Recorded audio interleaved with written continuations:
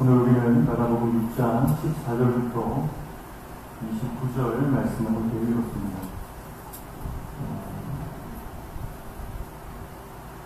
지난 시간까지 예수님께서 갈릴리와 또 그 지역에서 사역하시고 많은 역사와 기적을 베푸신 장면들을 우리가 봤습니다.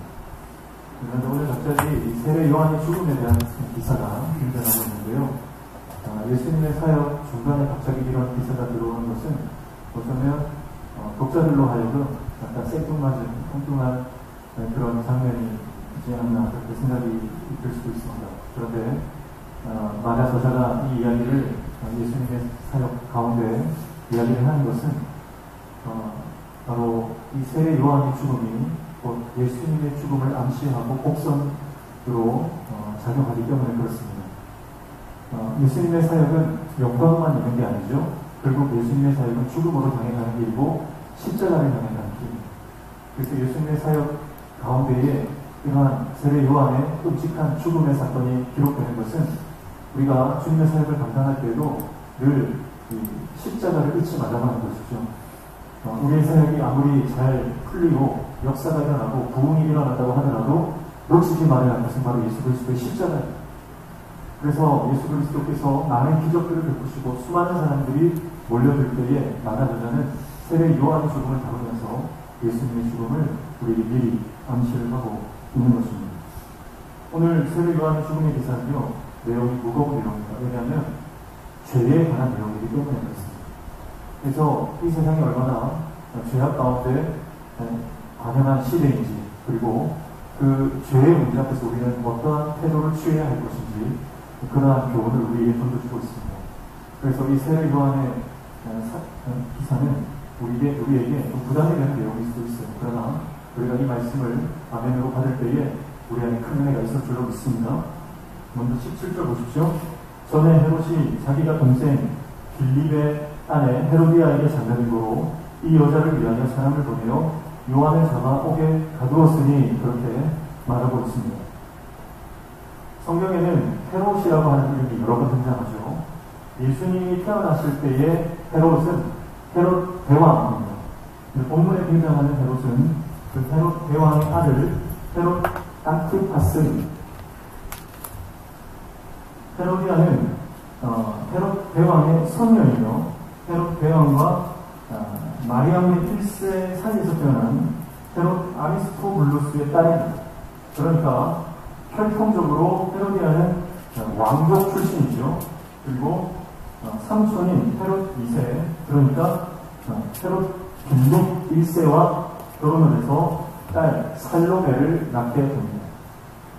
그런데 그녀는 23년 전에 이혼을 하게 되고 또 다른 삼촌인 분봉왕 헤롯 안티파스와 결혼을 했죠. 그래서 오늘 본문에 등장하는 이 헤롯입니다. 이 결혼은 도덕적으로 비난을 받았습니다. 왜냐하면 그 형제, 이복 형제이긴 하지만 그 이복 형제의 아내를 취한 결혼이고 이것은 명백히 율법에 위배되는 결혼이었기 때문에 그렇습니다. 이 결혼은 도덕적으로 비난을 받았지만 서로에게는 유리한 조건에 결합되었습니다. 왜냐하면 장차 왕위를 노리는 헤롯 안티파스 입장에서는 이 왕족 출신 하스몬 왕조 후손인 헤로디아와의 결합은 왕위 대중에 큰 도움이 되었기 때문입니다. 그리고 헤로디아도 이 결혼으로 사회적 지위를 한 단계 높여서 왕비가 될 수 있는 기회였기 때문에 그들은 아마 정략 결혼과 같은 그런 결혼을 하게 된 것이 아닌가 생각되어집니다. 그러나 이것은 모세의 율법에 명백히 위배되는 것이었기 때문에 많은 신앙심 깊은 유대인들의 반감을 샀습니다. 그러나 정치적이고 당시 권력의 실세였던 헤롯에게 그 누구도 그의 잘못을 지적하는 사람은 없었습니다. 한 사람을 제외하고 말이죠. 그가 바로 세례 요한입니다. 세례 요한은 헤롯과 헤로디아의 결혼이 옳지 못하다고 비난함으로 옥에 갇히게 된 상황이었습니다. 여러분, 이 헤롯 안티파스와 헤로디아의 결혼을 보면서 우리는 이 가정이라고 하는 그 가정의 고귀한 가치가 깨어져 버리는 것을 볼 수가 있습니다. 가정이라는 제도, 가정을 처음 만드신 분은 하나님이시죠. 아담과 하와를 한 가정으로 묶으신 분이 바로 하나님이시고, 그것이 태초의 가정이었습니다. 가정이라는 공동체를 만드신 하나님께서는 두 남녀가 서로 사랑함으로 가정을 만들고, 그 가정이라는 테두리 안에서 서로 돕고 아끼고 부부로서의 삶을 영위히 하도록 하셨습니다. 그리고 자녀를 갖고 번성하도록 하셨죠. 가정을 통해서 작은 에덴 동산을 누리기를 원하셨습니다. 그리고 하나님의 나라를 이루며 살아가도록 만드신 것이 바로 이 가정이라고 하는 작은 공동체였습니다. 그런데 이 가정이라고 하는 원래의 하나님의 만드신 목적, 그 가치가 훼손되고 결혼이 자기의 목적을 달성하기 위한 하나의 도구로 전락하게 됩니다. 신분 상승의 기회 정도로 여겨지는 것이 오늘 본문의 결혼이라고 하는 것입니다. 여기서 우리가 알 수 있는 것이 뭡니까? 결국 모든 불행의 시작은 하나님의 창조 목적을 상실할 때 일어난다는 것입니다. 하나님께서 본래 의도하신 대로, 본래 디자인하신 대로, 원래 설계하신 대로가 아니라 타락한 인간의 욕심과 탐욕이 그 자리를 대신하면 그때부터 저주가 시작되는 것입니다. 불행이 시작되는 것입니다. 오늘날 많은 가정들을 보십시오. 얼마나 많은 가정이 깨어집니까? 제가 통계청 자료를 찾아보니까 우리나라 작년 2020년 혼인 건수는 21만 4천 건이었습니다. 그런데 작년 한 해 동안 이혼한 건수는 10만 7천 건이에요. 이 중에 20년 이상 살다가 이혼하는 경우가 37.2%로 거의 40%에 육박하고 있습니다. 가정이 깨어지는 원인은 수없이 많이 있겠죠. 그런데 아마 하나님께서 가정 안에 두신 고귀한 가치가 있는데 그 가치가 깨어져 버렸기 때문에 가정도 함께 깨어지는 것이 아닐까 생각됩니다. 그 가치가 뭡니까? 바로 희생이라고 하는 가치입니다. 하나님은 가정을 만드실 때에 돕는 배필을 주시죠. 돕는 배필이라고 하는 것은 그의 약점을 알지만 그 약점을 덮어주는 것이고, 그의 부족함을 알지만 그의 부족함을 채워주는 것이죠. 거기에는 반드시 희생과 사랑과 존경과 긍휼이 필요한 것입니다. 그러나 오늘날 가정 안에는 이러한 희생의 정신이 다 사라져버렸기 때문에 쉽게 가정이 깨어지는 것을 볼 수가 있는 것입니다. 하나님의 창조 목적을 상실했기 때문이죠. 하나님께서 원래 의도하신 하나님의 의도가 사라져버렸기 때문에 공동체가 깨어지고 불행이 시작되는 것입니다. 교회도 마찬가지죠. 하나님께서 교회를 세우실 때 교회의 본래 설립하신 목적이 있는 것입니다. 그러나 그 목적을 상실할 때 교회는 그냥 건물이 되고 마는 것입니다. 교회의 5대 사명이 있습니다. 여러분 잘 아시죠? 교회의 5대 사명은 예배, 전도, 봉사, 교육, 친교입니다. 하나님 한 분만을 예배하고 복음을 전도하며 서로 봉사하고 말씀으로 교육하며 사랑으로 교제를 나누는 것이 교회의 본질적 사명이고 교회의 5대 기능이라고 하는 것입니다. 또 초대교회의 모습을 보십시오. 하나님께서 초대교회를 통해서 어떠한 역사들이 일어나는 것을 보면 우리는 하나님이 왜 교회를 세우셨는지를 잘 알 수가 있습니다. 초대교회는 서로 어우러져서 높음이나 낮음이 없고 가진 자나 못 가진 자나 유대인이나 헬라인이나 마치 용광로 속에서 어떤 형태의 이 철근이 들어가도 녹아서 하나가 되는 것처럼 초대교회는 이러한 용광로와 같은 교회, 어떤 사람이 들어와도 종이나 자유인이나 주인이나 높은 사람이나 낮은 사람이 그 누가 와도 함께 예수 그리스도 안에서 하나 되는 것이 초대교회의 모습이었다는 것입니다. 교회가 본질적인 이 가치, 하나님께서 원래 설계하신 그 창조 목적을 상실하게 되면 교회도 불행이 시작되고 아픔이 시작되는 거예요. 국가를 봐도 마찬가지입니다. 국가가 국민을 위해 존재하는 것이죠. 그러나 국민을 위해서 존재하지 않고 일부 정치가라든지 권력자를 위해 국가가 존재하게 되면 국민들은 그 순간부터 탄압을 받고 착취를 당하게 되는 것입니다. 오늘날 미얀마 땅이나 아프가니스탄과 같은 땅에는 국민들을 위해서 나라가 세워지는 것이 아니라 일부 권력자들이 그 권력을 차지하고 기득권을 유지하기 위해서 국민들을 탄압하고 인권을 유린하는 것을 보게 되는 것입니다. 본래 국가가 존재하는 그 목적을 상실했기 때문에 그런 것입니다. 학교나 병원이나 마찬가지입니다. 학생이 돈벌이 수단이 되고 환자가 돈벌이 수단이 되니까 생명 존중의 가치는 다 사라져버리고 진정한 스승 만나기도 힘든 시대가 된 것입니다. 여러분, 그래서 개인도 가정도 여러분 생일이나 설립이 굉장히 중요하다고 저는 생각해요. 그래서 우리가 생일을 맞으면 내가 왜 이 땅에 태어났는가, 내가 이 땅에 살아가는 존재의 목적이 무엇인가, 하나님이 나를 왜 이 땅에 보내셨는가, 그 본질적인 가치를 생각하고 상고하는 시간이 되어야 할 것입니다. 하나님 안에서 사명을 재확인하고 소명의식을 고취시키게 되면 인생의 학문에서 방황하지 않고 목적지까지 힘차게 전진할 수 있는 것입니다. 단순히 생일되어서 축하받고 축하하는 날이 아닌 하나님께서 나를 이 땅에 보내신 계획과 의도대로 내가 바르게 살아가고 있는 길을 점검하고 영적인 리모델링을 하는 그런 날이 된다면 우리 인생은 궤도가 수정될 것입니다. 그래서 교회의 창립 기념일이라든지 어떤 기관이나 단체도 그 설립일이 중요합니다.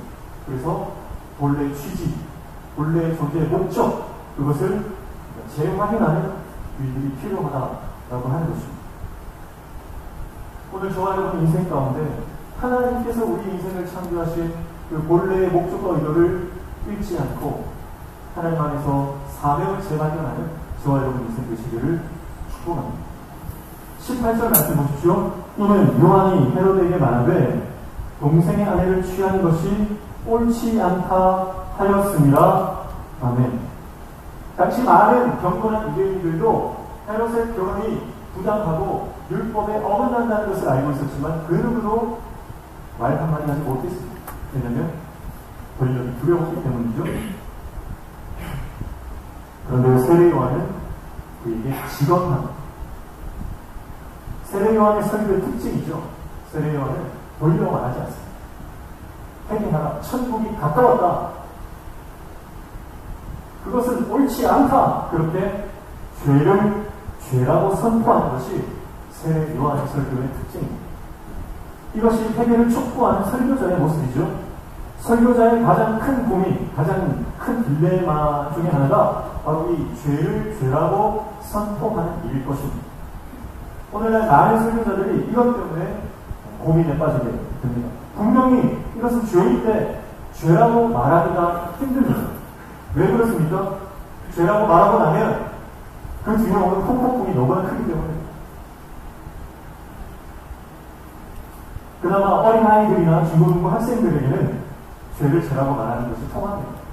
그래서 너 그거 하나님 싫어하는 거야, 그거는 하나님 싫어하는 똥나시야, 그건 우상숭배야, 그건 교만이야, 하나님 앞에 회개해야 돼. 그러면요 어린아이들은 잘 받아들이는 것을 보게 됩니다. 그래서 그의 죄를 지적하면 마음에 찔림을 받고 눈물을 흘리면서 자복합니다.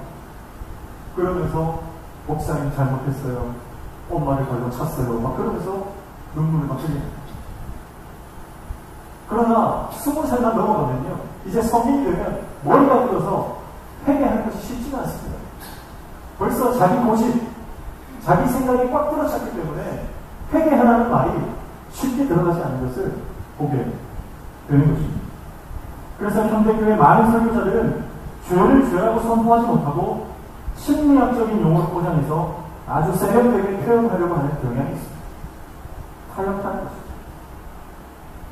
그런데 우리가 살 길은 만약 우리 삶에 하나님 기뻐하지 않는 죄가 있다면 하나님의 말씀으로 정확하게 진단하고 하나님께 회개하여 하나님께 돌아가는 길만이 우리가 사는 길인 줄로 믿습니다. 회개하지 않고는 죄에 대한 고백이 없이는 우리가 거룩해지는 일이 없는 것입니다. 하나님 앞에 내가 철저하게 통회 자복하고 죄의 문제를 해결해야만 우리 안에 하나님의 은혜가 임하는 것입니다.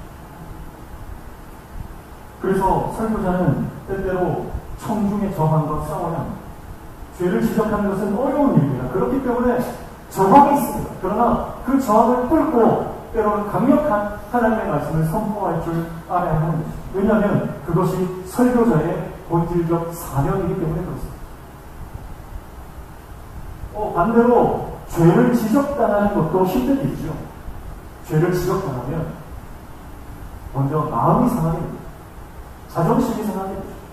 그래서 죄를 지적받게 되면 숨겨진 죄가 들추어지는 그 순간 내 감정이 상하고 자기 방어 본능이 나오게 됩니다. 그래서 나의 죄를 지적하는 사람에 대한 이 공격적인 포지션을 취하게 됩니다. 그래서 오늘 헤로디아도 보십시오. 그를 원수로 여기고 죽이고자 합니다. 왜냐하면 그의 죄를 세례 요한이 지적하고 드러내니까 감추어졌던 죄가 드러나는 순간 그 안에 공격적인 본능이 뛰쳐나오게 됩니다. 그것이 인간의 본성입니다. 그것은 헤로디아에게만 있는 것이 아니라 저와 여러분에게도 동일하게 있는 거예요. 그래서 우리의 죄와 우리의 허물을 들추어내는 순간 우리는 굉장히 강하게 저항을 하게 되는 것입니다. 그러나 여러분, 우리가 몸이 아프면 어떻게 합니까? 몸이 아프면 그 병의 원인을 찾기 위해서 진단을 받아야 하는 것입니다. 병의 원인을 찾지 않고서 병을 고칠 길이 없는 거예요.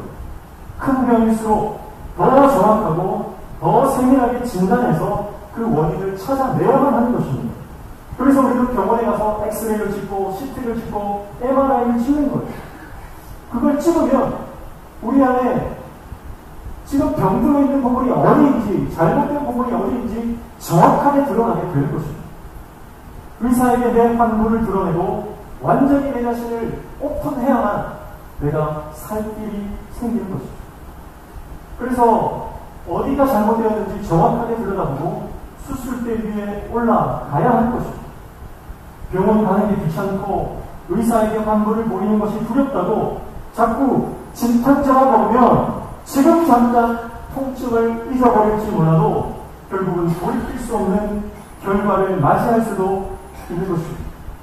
그러므로 우리는 하나님 말씀 앞에 나를 비추어서 이 영적 MRI를 찍고 하나님의 수술대 위에 올라서는 결단이 필요한 줄을 믿습니다.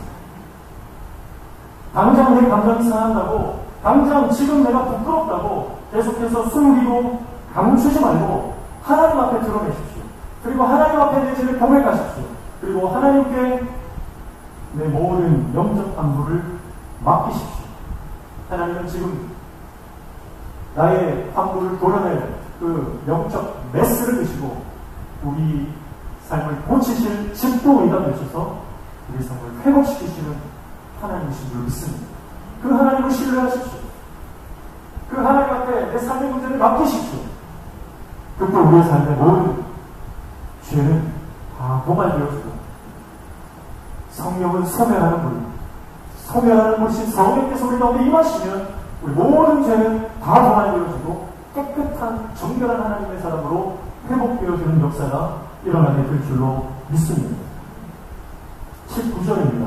헤로디아가 요한을 원수로 여겨 죽이고자 하였으되 하지 못한 것은 이렇게 이야기하고 있습니다. 헤로디아가 요한을 원수로 죽이고자 했는데 한 가지 죽이지 못했던 이유가 있었다는 거예요. 그게 뭐죠? 바로 20절입니다. 헤롯이 요한을 의롭고 거룩한 사람으로 알고 두려워하여 보호하며 또 그의 말을 들을 때에 크게 범민을 하면서도 달갑게 부르기로. 그래서 세례 요한에 대한 두려운 마음이 헤롯에게 있었기 때문에 헤롯 때문에 이 세례 요한을 죽이지 못하는 상황입니다. 그래서 헤로디아는 어떻게든 이 세례 요한을 처치하기 위해서 시시탐탐 이 기회를 노리고 있었던 것입니다. 그래서 21절에 보니까 마침 기회가 좋은 날이 왔으니라고 얘기합니다. 그러니까 헤로디아는 끊임없이 이 세례 요한을 처리할 생각만 하고 있었다고 하는 거예요. 복음서에 보면 마가복음과 또 마태복음에는 이 헤로디아가 세례 요한의 처형에 결정적인 역할을 하는 것으로 묘사하고 있습니다. 헤롯 안티파스가 세례 요한의 처형을 주저하자 헤로디아는 딸로 하여금 헤롯 안티파스 앞에서 춤을 추게 하고, 그리고 마음이 흡족한 안티파스는 무슨 소원이든지 들어주겠다고 헤로디아의 딸인 살로메에게 이야기를 합니다. 그녀는 어머니의 사주를 받아 요한의 목을 요구하게 되고 결국 헤롯은 요한을 처형하게 되는 것입니다. 헤로디아 왕비가 공주인 딸로 하여금 춤을 추도록 한 것은 이 헤롯 정권이 성윤리에서 굉장히 문란했음을 보여주는 대목입니다. 고대에서 춤을 추는 사람들은 창경들이 춤을 췄기 때문에 그렇습니다. 공주가 춤을 추었다는 것은 당시 왕족들의 삶이 얼마나 음란하고 방탕했는지를 보여주는 것입니다. 어쨌든 이 헤롯은 최소한의 양심이 남아있었어요. 그래서 끝까지 세례 요한을 지키고자 하는 마음이 있었다는 것입니다. 그래서 26절에도 보니까 왕이 심히 근심하나 자기가 맹세한 것보다 그 안는 자를 인하여 그를 거절할 수 없는지라 그렇게 이야기합니다. 그러니까 20절에도 범빈하고 26절에도 근심했다라고 하는 것은 이 헤롯에게 최소한의 양심의 소리가 들려오는 상태였다라고 하는 것을 알 수가 있는 겁니다. 이 범민과 근심을 다른 말로 하면 갈등이라고 할 수 있습니다. 갈등. 살리고 싶은데 살릴 수는 없고 죽이지도 못하고 살리지도 못하는 그런 마음의 심한 갈등 가운데 있었던 그의 마음의 표현입니다. 그래서 하나님의 선지자인 세례 요한을 잡아 옥에 가둔 일에 대한 것도 마음의 갈등이 있었고, 헤로디아가 그를 죽이려 할 때 그를 막아섰던 것이 정작 본인이었지만 그가 함부로 내뱉은 말 때문에 그의 허세를 부리는 다짐 때문에 세례 요한을 죽여야만 하는 긴박한 선택의 기로에 지금 놓여 있는 것입니다. 여러분, 그런데 헤롯은 근심하고 범민하며 갈등하는 그 시간에 회개했어요. 여러분, 우리에게 필요한 것은 갈등이 아니라 회개. 걱정하고 염려하는 그 시간에 우리는 하나님 앞에 돌아가 회개해야만 하는 것입니다. 요한을 의롭고 거룩한 사람으로 알고 두려워하여 보호했다면 그의 말을 듣고 회개의 자리로 나아가야 할 것이 헤롯이 해야 할 선택이었습니다. 그러나 그는 그 결정을 미룹니다. 갈등하고 고민하면서 선한 결정을 미루다가 결국은 어떻게 됩니까? 타인에 의해서 결정을 당하는 입장이 되어버리는 것입니다. 본의 아니게 우발적 범죄를 저지르게 된 것입니다. 사랑하는 성도 여러분, 우리 인생에도 마찬가지입니다. 우리가 갈등하고 고민하는 시간에 선한 결정을 하는 하나님의 종되시기를 축복합니다. 그리고 어떠한 결정이든 그것이 선한 결정이라면 미루지 마십시오. 하나님께서 기뻐하시는 삶의 결단을 미루지 마십시오. 선한 결정을 미루면 악한 결정이 밀고 들어올 수 있습니다. 믿음의 결단을 미루다가 오히려 죄의 영향력 안에 들어가 내가 원하지도 않는 악한 결정을 할 위험성이 있다는 겁니다. 그러니까 여러분, 선한 결정이요, 하나님이 나에게 말씀하시고 하나님이 나의 양심에 말씀하실 때는요, 절대 미루지 말고 즉각 순종하는 저 여러분 되시길 축복합니다. 그래서 순종은요, 미루고 하는 게 아닙니다. 그러므로 우리는 내 안에 양심의 소리를 외면하지 말아야 합니다. 하나님은 인간을 창조하실 때요, 양심이라는 걸 주셨습니다. 그래서 이 양심을 통해서 하나님은 계속해서 우리에게 말씀하십니다. 그래서 우리가 어떤 선을 넘으려고 할 때, 어떤 그 죄, 하나님께서 기뻐하지 않는 죄를 지우려고 하는 유혹에 빠지게 되면 성령께서 우리의 양심을 발동시키세요. 그래서 그것을 못하도록 양심을 통해 막으시는 거죠. 그때 우리 안에 두 가지 마음이 싸우게 되죠. 선한 양심의 소리와 죄의 본성이 서로 싸우게 됩니다. 두 마음이 싸웁니다. 그때 우리가 적극적으로 선한 결정을 하지 않고 그 양심의 소리를 방치하게 되면 나도 모르게 죄가 나를 끌고 가게 되는 것입니다. 그리고 결국은 선을 넘게 되는 우를 범하게 되는 것입니다. 이 죄는 얼마나 무서운지 한번 이 죄를 짓고 나면요, 내 안에 모든 평강이 사라집니다. 이 죄의 선을 넘게 되면 큰 두려움이 우리에게 몰려오기 시작합니다. 저희 집은 딸아이가 3명이죠. 첫째 아이와 둘째 아이는 휴대폰을 가지고 있습니다. 저희 집은 6학년이 되면 휴대폰을 사주기로 약속을 하고 6학년이 되면 휴대폰을 사줬어요. 그래서 첫째 아이와 첫째는 중학교 2학년이고요. 둘째는 이제 6학년. 그래서 두 아이가 휴대폰을 가지고 있어요. 그래서 휴대폰을 사주면서 적당히 사용하기를 기대하면서 잠들기 전에 사용량을 합니다. 큰 아이는 하루 2시간 반, 둘째 아이는 1시간 반 정도를 허용해 주는데 어떤 날은 휴대폰을 보자고 하면 숨기는 거예요. 보여주겠다는 거예요. 계속해서 아니 왜 그러냐, 빨리 보자. 몇 시간 사용했는지 한번 보자. 그러면 땀을 뻘뻘 흘리면서 계속 도망을 다닙니다. 그런 날은 5시간, 6시간을 사용한다. 그날은 엄마 아빠에게 휴대폰을 보여주는 그날이 공포의 시간이고 두려움의 시간이고 식은땀을 줄줄 흘리고 안절부절 못합니다. 왜 그렇습니까? 엄마 아빠의 말씀을 불순종하고 약속을 어겼기 때문에 그 엄마 아빠와 대면하는 그 시간이 너무 두려워. 그럼 이게 죄입니다. 죄를 지으면요 평을 다 뺏기는 거예요. 그 휴대폰을 쓰는 그 시간 즐겁죠. 시간이 가는 줄 모르고 하는데 나중에 그 시간을 넘겨버리고 선을 넘어버리니까 평안을 다 뺏기고 두려움이 몰려와서 엄마 아빠 만나는 것이 부담이 되고 공포가 돼요. 여러분 제가 이런 것입니다. 여러분 죄를 짓는 그 순간에는 쾌락이 있어요. 즐거움이 있어요. 그러나 그 죄를 짓고 나면 하나님 앞에 나아가지를 못하는 겁니다. 마음에 있는 모든 평강을 다 빼앗겨요. 악한 영이 그 마음에 있는 모든 평강과 기쁨을 다 빼앗아 버리기 때문에 그렇습니다. 부끄러운 저의 고백을 하나 하겠습니다. 저는 12, 13년 전에 운전을 하다가 신호 위반을 한 적이 있습니다. 당시에 거제도에서 부산으로 오는 배를 타야 하는데 배 시간이 촉박했습니다. 그래서 과속을 하다가 정지 신호, 빨간 신호를 보게 되었는데 빨간 신호를 기다리지 못하고 그냥 넘어갔습니다. 그런데 그 순간 보이지 않던 교통경찰이 나오더니 저를 정지 신호를 내리고 그때 제가 어떻게 했을까요? 그 정지 신호를 무시하고 그냥 달렸습니다. 제가 운전을 좀 잘하는 편입니다. 그래서 교통경찰을 따돌리고 무사히 배 시간에 맞추어서 배에 차를 실었습니다.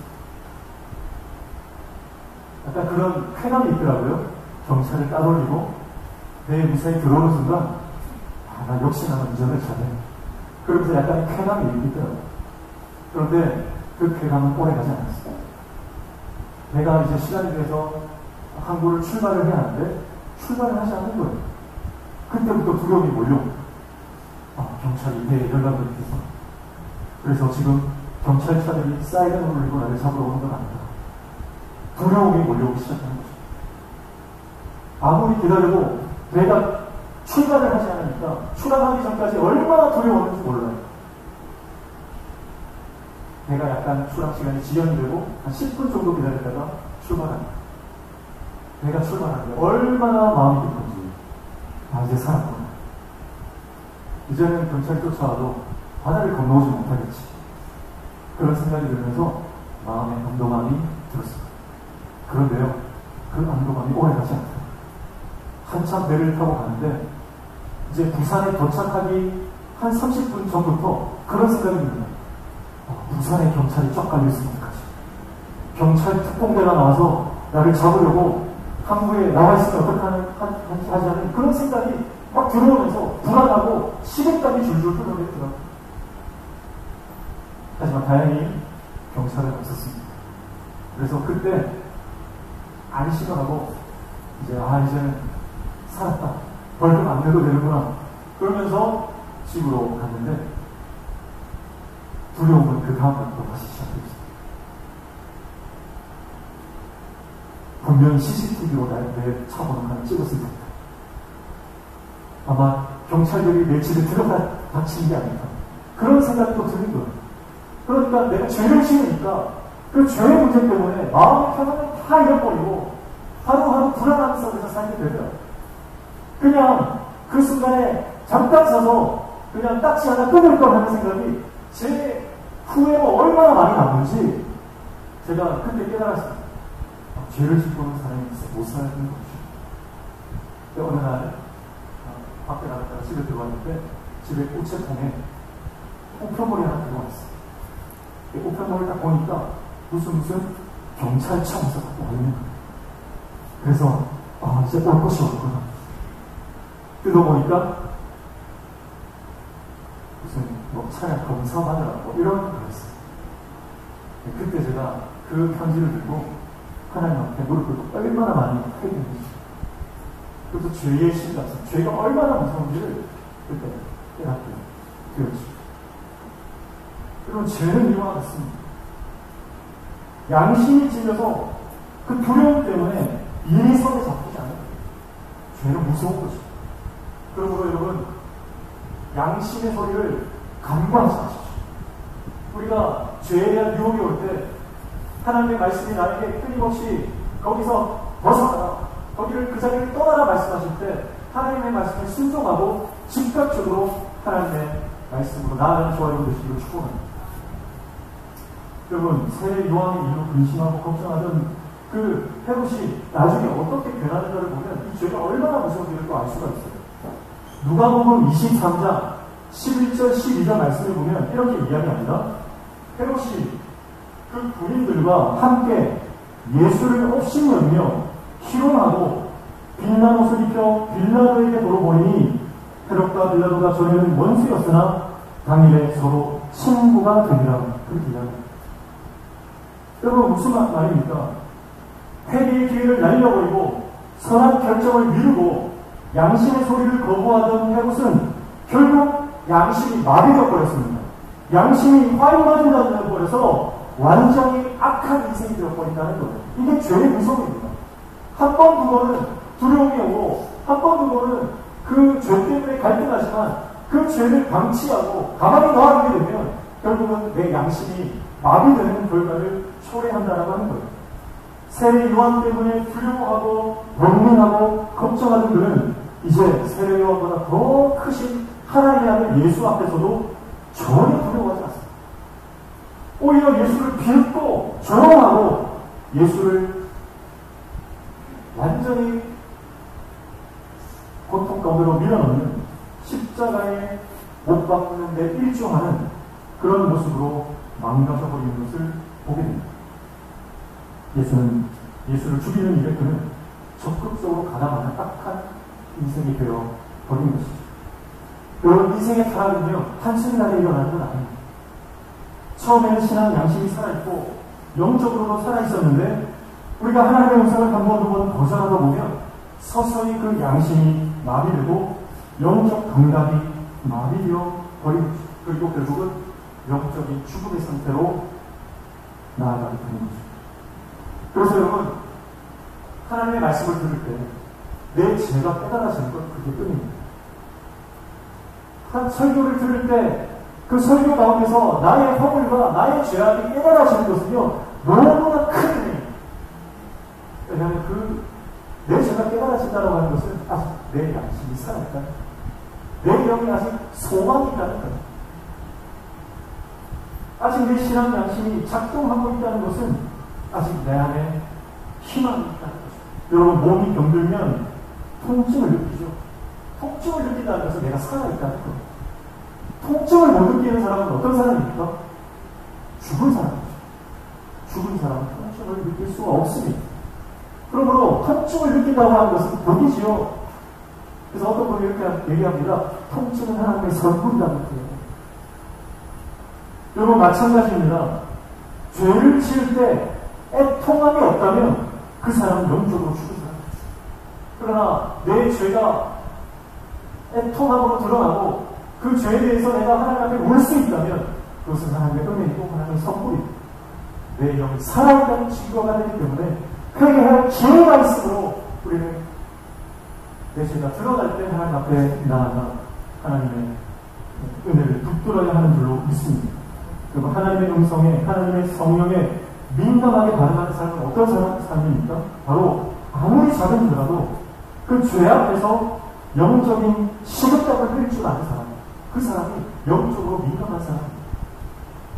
여러분, 우리가 영적으로 둔감한 사람, 죄에 둔감한 사람이 아니라 하나님의 성령에 민감하게 반응함으로 날마다 우리 영이 회복되고 살아나는 역사가 일어나는 저와 여러분의 시대를 축복합니다. 여러분, 오늘 우리는 영적으로 악한 세상을 살아, 너무나 어두운 세상을 살아, 죄가 이 땅에 관영해 있어요. 죄가 이 땅에 완전히 끌어 넘치고 있는 세상에서 우리는 살아가고 있습니다. 2000년 전이나 지금이나 옳은 소리 하는 사람, 소리 소문 없이 내장해버리는 세상 속에 살고 있습니다. 이런 세상에서 세례 요한처럼 복음을 선포하고 하나님의 말씀을 진료하는 삶은 결코 쉬운 삶은 아닐 것입니다. 하나님의 백성으로 살아간다는 것 자체가 힘든 일이고 많은 세상 사람들로부터 미움을 받고 또 죽음의 위협까지 견뎌야 하는 일일 것입니다. 그러나 우리는 세례 요한의 정신을 품고 어떤 손해와 어떤 비방과 어떤 죽음이라도 하나님 때문에 가벼워하는 인생으로 살아가는 저와 여러분 되시기를 축복합니다. 이 땅에서 죄와 싸우되 죽기까지 싸우는 저와 여러분 되시기를 축복합니다. 그래서 하나님의 정결한 신부로 하나님의 거룩한 백성으로 살아가는 저와 여러분 되시기를 축복합니다. 그래서 죄에 져서 죄의 노예가 되는 인생이 아니라 모든 평안을 잃어버리고 두려움과 근심 속에서 살아가는 인생이 아니라 죄와 싸워 이김으로 하나님 주시는 승리를 맛보고 영적 평안을 누리며 살아가는, 그래서 죽음 앞에서도 당당한 세례 요한의 모습처럼 저와 여러분 인생이 하나님 앞에 그렇게 승리하는 인생 다 되시기를 주님 축복합니다. 하나님 아버지, 죄와 싸우되 죽기까지 싸우는 인생 되게 하여 주시고, 하나님께서 우리에게 말씀하실 때에 그 양심의 소리, 그 성령의 음성에 민감하게 반응하고 선한 결정 미루지 않고 즉각적으로 순종함으로 죄의 영향 아래 들어가지 않고 하나님의 다스림 가운데 들어가는 우리의 삶들을 도와 주시옵소서. 예수님의 이름으로 기도하옵나이다. 아멘.